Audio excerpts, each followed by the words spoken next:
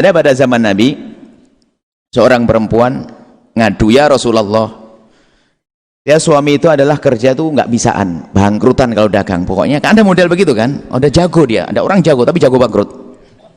Ada ujian dagang bangkrut, sehingga nggak pernah memberi nafkah kepada sang istri dan punya anak lagi.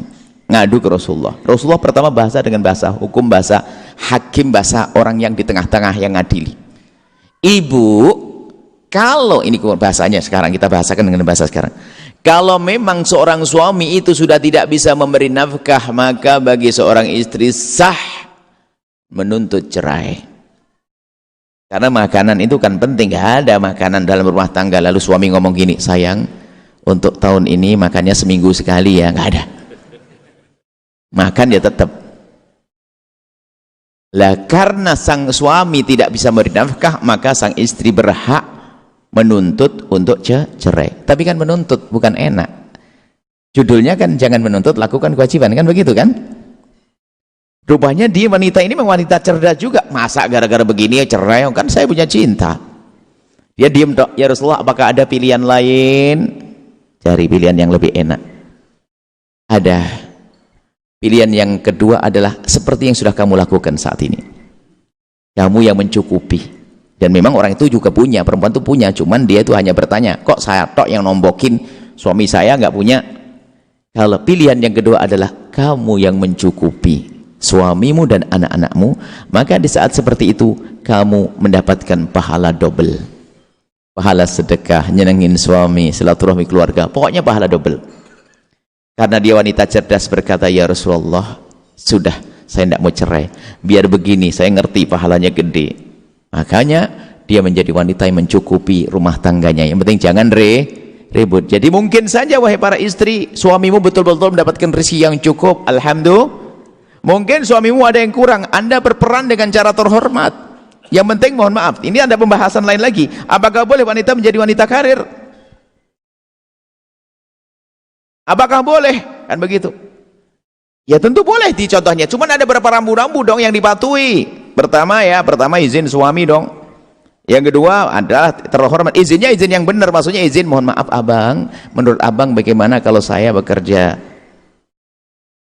Jangan izinnya izin yang maksa. Abang tahu enggak, kita ini sekarang nggak pernah cukup untuk belajar sekolah dan sebagainya. Saya mau kerja ya. Ya nggak bisa ngomong ya tidak. Ya pasti gitu.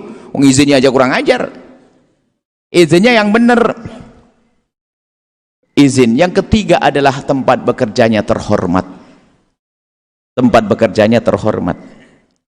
Jangan sampai wanita terhinakan di tempat tersebut. Kemudian yang kalau harus jual beli, kerjaannya adalah pekerjaan yang halal juga. Ternyata syarat yang terpenting saya letakkan yang kelima. Tolong dengar, hei wanita yang bekerja, wanita karir, jaga rumah tanggamu dengan mendengar tausiah ini. Yang terakhir, kalau Anda wanita karir, ini syarat yang kelima, saya pastikan ini lebih penting. Pertama, izin suami jangan seenaknya, lihat. Yang kedua adalah tempatnya terhormat. Ya, tempatnya terhormat. Kemudian yang ketiga, ada yang lagi. Yang pertama adalah izin pasangan, izin suami. Yang kedua tempatnya terhormat. Yang ketiga adalah pekerjaannya pekerjaan yang baik, halal. Yang keempat adalah di saat bekerja tidak menjadikan dia meninggalkan kewajiban yang lebih penting.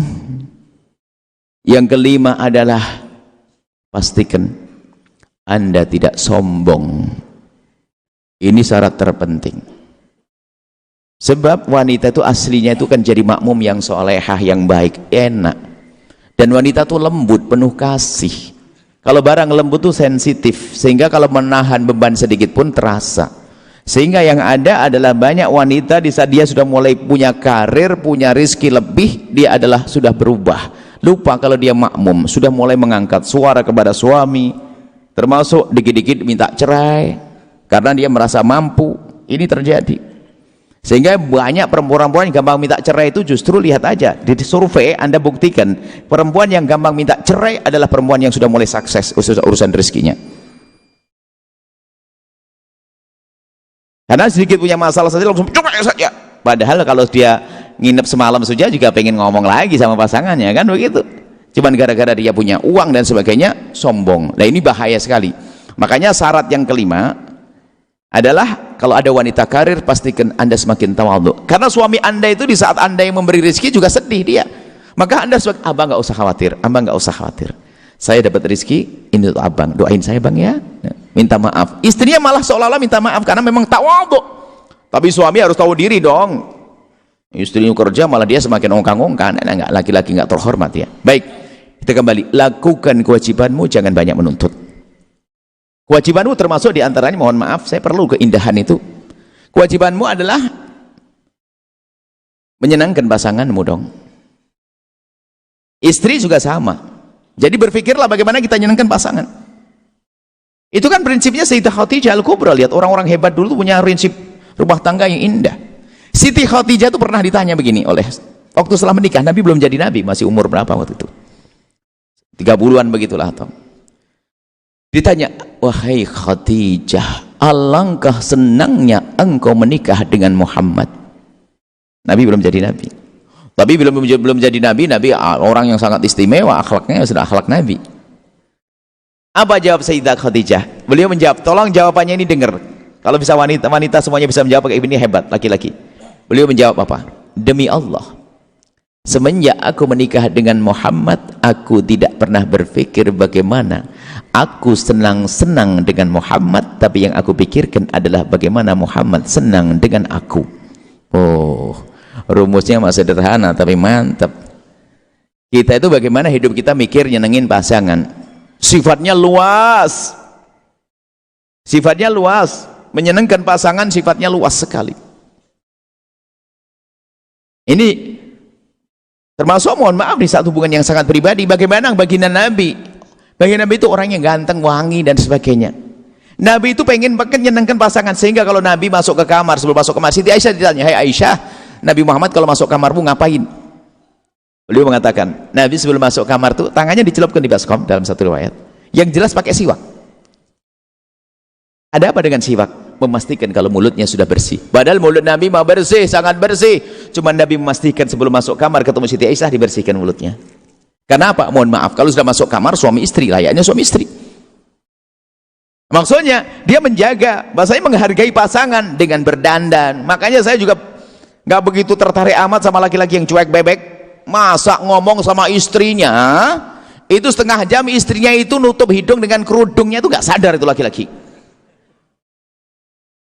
Makanya saya himbau laki-laki sebelum pulang masuk pom bensin, ganti baju, beli minyak wangi 5.000, colekin begitu sampai 5 meter 10 meter sudah kecium sama istri, suamiku datang minyak wangi. Jangan sampai suami ngenalin kita, aduh suamiku datang, dari mana tahu? Bau keringetnya, enggak enak.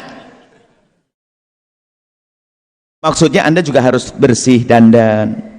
Jangan berkata, oh saya saya sudah model begini kok dandan. Sudah tahu model begitu kok enggak dandan, tambah kacau lah. Maksudnya ini menghargai pasangan loh ya, membersihkan mulut, pakai ini dan sebagainya. Biarpun kita nggak perlu menuntut, ternyata pasangan kita cuek, ya urusan dia. Yang penting aku akan sajikan, aku akan berikan diriku yang terbaik. Nabi ngajarkan begitu. Rambutnya dirapikan, habis naik kuda kan acak-acak, tapi acak-acak Nabi pasti ganteng, kitanya rapinya nggak ganteng-ganteng. Itu baginda Nabi, contoh aja. Maksudnya menghargai pasangan penting. Maksudnya apa? Seperti halnya kita ingin lihat istri saya bersih dan sebagainya, kita juga demikian. Istri tolong, wahai istri, sama. Suami jangan istri tok, suami harus begitu. Mampir sebelum kamu masuk ke rumah itu kamar, itu berapikan dulu, bersihkan dulu, pastikan. Khususnya wilayah-wilayah yang sering mengundang aroma tidak baik, mulut, lipatan-lipatan, kita bersihkan. Harus begitu. Biasakan dengan kebersihan dengan pasangan. Aroma yang wangi, yang harum, yang indah. Beli minyak wangi dan seterusnya. Istri pun juga demikian. Wahai para istri yang solehah, makanya suami pun juga kalau pulang ke rumah nggak makruh bikin kejutan. Kejutannya ngasih rezeki boleh, ngasih hadiah. Kejutan tiba-tiba datang itu makruh. Kenapa? Khawatir menemukan istrinya dalam keadaan yang tidak enak dipandang. Belum mandi, belum apa dan sebagainya. Makanya istri yang solehah itu memperhatikan pasangannya. Jadi kalau suami sebelum datang, Anda sudah siap diri, wahai istri yang solehah.